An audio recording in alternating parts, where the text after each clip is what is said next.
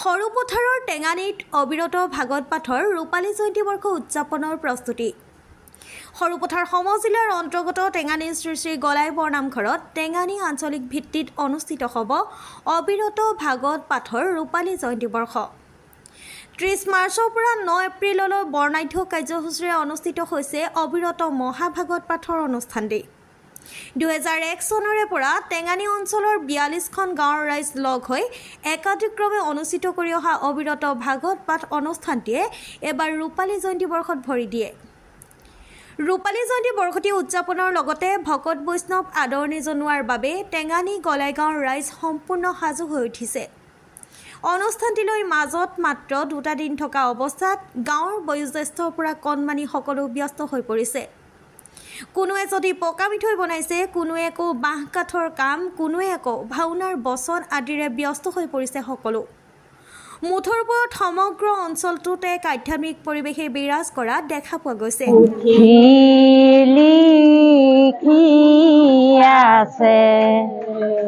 মাধৱ দেৱে সুধিলেহি গুৰু কিনো কৰি আছে, কলিতা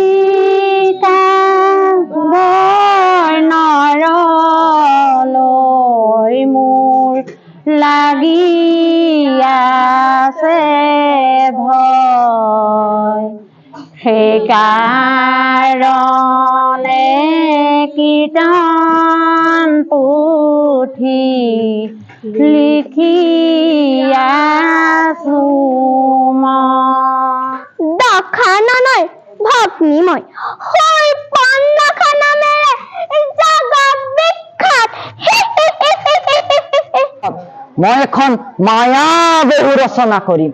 অসীম হৰিৰে কামিনী খৰণ কৰিব পাৰিলেহে মোৰ ভৱিষ্যত হ'ব মংগল। এতিয়া ইয়াত মায়াবন নিৰ্মাণ কৰি মনুষ্যৰ বাবে আত্মগোপন কৰিম। আৰু সেনাপতি দেখিলা স্বৰ্গ মত্ত পাতাল বিজয়বীর আমি তিনি যান, যার ভারত কম্পমান তিনি তালিক্য আমার দরে হচ্ছে দিচ্ছে বলে পরাক্রমে আছে দেখুন যান এই বিমণ্ডলে আছে যদি সোনকালে প্রকাশ করা তেওঁক আমার শক্তিরে পরাস্ত করি নাম আমার রাখি মতত বিজয়ী নন্দন লঙ্কেশ্বর তিনি তলিকত মোরে অদৃশ্য ভয় কুম্ভকর্ণ বসৈন্দ্রজিৎ আর তরণীহান এই তিনি তলিকত মোর সমকক্ষ বিনে কুলজন মহেশ্বরের বরে বলিয়ন অদ্ভুত নৃপতিময় রাজলঙ্কেশ্বর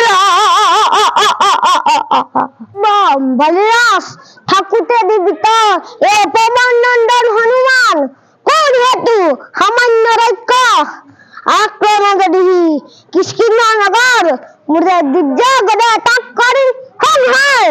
দৈত্যপালি ৰাজভোগ ত্যাগ কৰি প্ৰকৃতিৰ নন্দন বনত আমি অসুখ পাম বুলি আশা কৰিছিলোঁ। প্ৰাণনাথ, ময়ো লক্ষ্য কৰিছোঁ আপোনাৰ মনৰ আনন্দ আৰু হাঁহি যেন ক্ৰমাৎ নাইকিয়া হৈ পৰিছে। ভালদৰে ব্যক্ত কৰি কওক নাথ, কি হৈছে আপোনাৰ? উল্লেখ্য যে অবিৰত ভাগৱত পাঠৰ কাৰ্যসূচী অনুসৰি 1 এপ্ৰিল তাৰিখে অনুষ্ঠিত হ'ব সদৌ অসম ভিত্তিত দিহানাম প্ৰতিযোগিতা। অসমৰ বিভিন্ন প্ৰান্তৰ প্ৰতিযোগীয়ে অংশগ্ৰহণ কৰিব লগা প্ৰতিযোগিতাখনিৰ উদ্বোধক হিচাপে উপস্থিত থাকিব ভাৰত চৰকাৰৰ সাংস্কৃতিক মন্ত্ৰালয়ৰ দ্বাৰা তেজস্বিনী সন্মানেৰে সন্মানিত অমিয়া নেওগ কলিতাই। আনহাতে উক্ত দিনা অনুষ্ঠিত হ'ব লগা ধৰ্মালোচনী সভাত স্মৃতিগ্ৰন্থ উন্মোচক হিচাপে উপস্থিত থাকিব সদৌ অসম ছাত্ৰ সন্থাৰ মুখ্য উপদেষ্টা ডক্টৰ সমুজ্জ্বল কুমাৰ ভট্টাচাৰ্যৰ লগতে সৰুপথাৰ সমষ্টিৰ স্থানীয় বিধায়ক বিশ্বজিৎ ফুকন।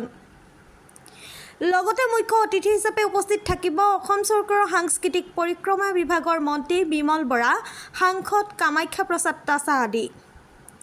অনুষ্ঠানটিত বিশেষভাৱে উপস্থিত থাকিব আউনীআটী সত্ৰৰ ডেকা সত্ৰাধিকাৰ শ্ৰী শ্ৰী দেৱানন্দ দেৱ গোস্বামী। অনুষ্ঠানৰ শেষৰ দিনা অৰ্থাৎ 9 এপ্ৰিল তাৰিখে অঞ্চলটোৰ কণ কণ শিশুসকলৰ দ্বাৰা ৰাৱণৰ মুক্তিযজ্ঞ আৰু আমন্ত্ৰিত শিল্পীৰ দ্বাৰা মৎস্য অৱতাৰ নামৰ দুখন মহাপুৰুষীয়া নাট প্ৰদৰ্শন হ'ব। কেওটা দিনৰ অনুষ্ঠানৰ প্ৰতিটো কাৰ্যসূচীৰ লগতে ভক্তিৰসৰ মহানুষ্ঠানভাগিত সকলো ভকত বৈষ্ণৱৰ লগতে ভক্তপ্ৰাণ ৰাইজৰ উপস্থিতি কামনা কৰিছে উদ্যোক্তাসকলে। জৰিয়তে প্ৰথমতে আমাৰ টেঙানীত যি আঞ্চলিক ভিত্তিত অবিৰত ভাগৱত পাঠ অনুষ্ঠান একাদিক্ৰমে চলি আছে, এই অনুষ্ঠানভাগী অতি পবিত্ৰতাৰে যিহেতু আমাৰ টেঙানী অঞ্চলটোক মানে সামগ্ৰিকভাৱে 42খন গাঁও, এই 42খন গাঁওক একত্ৰিত কৰি আমি এই অনুষ্ঠানভাগ উদযাপন কৰাত সফল হৈছোঁ। আৰু তাৰ লগে লগে টেঙানীখনত আমি বিভিন্ন স্থানৰ লোক ইয়ালৈ নতুনকৈ টেঙানীলৈ আহিছিল আৰু সেই সূত্ৰে বিভিন্ন সময়ত বিভিন্ন ধৰণৰ মানসিকতা বা মনত এটা উদ্বেগ আছিল। আমি এইবিলাক কেনেকৈ আচলতে নাইকিয়া কৰি আমি আন্তৰিকতাৰ এনাজৰীৰে আমি আমাৰ সকলোৰে মাজত সদ্ভাৱৰ সৃষ্টি কৰিব পাৰোঁ, এই কথাখিনি আমি 2001 চনৰ পৰা একাদিক্ৰমে এই অনুষ্ঠানৰ লগত জড়িত হৈ আমি কাম কৰি আহিছোঁ। আৰু এই বৰ্ষটো আমাৰ সৌভাগ্য, টেঙানী যি ৰূপালী জয়ন্তী বৰ্ষ, এই ৰূপালী জয়ন্তী বৰ্ষ অনুষ্ঠানটি আমাৰ নামঘৰতে শ্ৰী শ্ৰী গলাই বৰনামঘৰতে অনুষ্ঠিত কৰিবলৈ লোৱা হৈছে।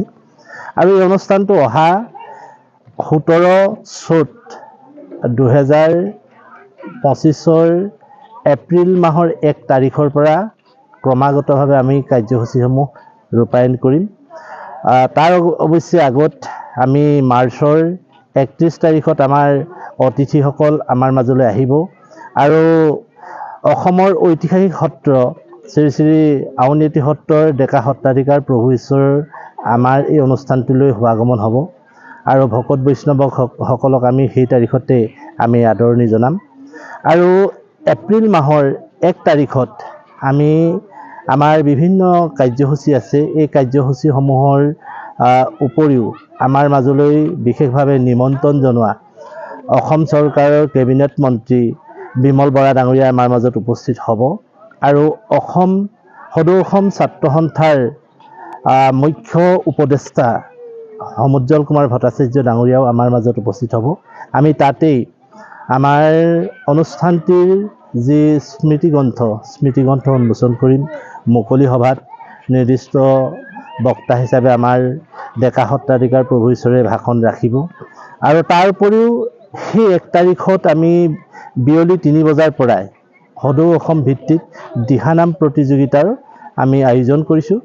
এই দিহানাম প্ৰতিযোগিতা অনুষ্ঠানটি শুভ উদ্বোধন ঘটাব অসমৰ খ্যাতনামা দিহানামৰ সম্ৰাজ্ঞী অমিয়া নেওগ কলিতা ডাঙৰীয়ানী।